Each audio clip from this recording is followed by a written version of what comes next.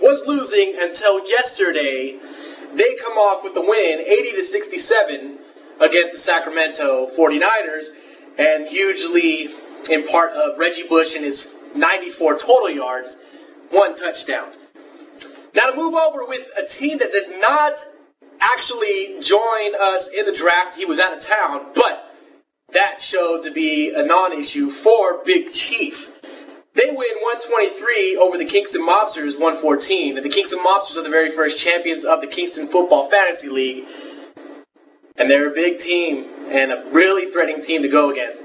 But 123-114 is the final score. Over 20 points from Drew Brees, Wes Welker, and the Ravens defense as he comes on top. Steelers versus the Vrrains. 116-61. Ray Rice, 107 rushing yards and 1 touchdown rushing yard and 1 receiving touchdown.